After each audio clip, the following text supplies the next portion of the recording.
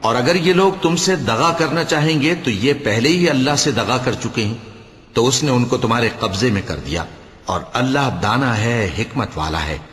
جو لوگ ایمان لائے اور جنہوں نے ہجرت کی اور اللہ کی راہ میں اپنے مال اور جان سے لڑے، وہ اور جنہوں نے ہجرت کرنے والوں کو جگہ دی اور ان کی مدد کی، وہ آپس میں ایک دوسرے کے رفیق ہیں۔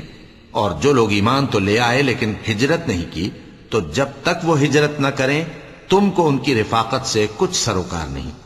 اور اگر وہ تم سے دین کے معاملات میں مدد طلب کریں تو تم کو مدد کرنی لازم ہے، مگر ان لوگوں کے مقابلے میں کہ تم میں اور ان میں صلح کا عہد ہو مدد نہیں کرنی چاہیے، اور اللہ تمہارے سب کاموں کو دیکھ رہا ہے۔ اور جو لوگ کافر ہیں وہ بھی ایک دوسرے کے رفیق ہیں۔ تو مومنو، اگر تم یہ کام نہ کرو گے تو ملک میں فتنہ برپا ہو جائے گا اور بڑا فساد مچے گا۔ اور جو لوگ ایمان لائے اور وطن سے ہجرت کر گئے اور اللہ کی راہ میں جہاد کرتے رہے، اور جنہوں نے ہجرت کرنے والوں کو جگہ دی اور ان کی مدد کی، یہی لوگ سچے مسلمان ہیں۔ ان کے لیے اللہ کے ہاں بخشش اور عزت کی روزی ہے۔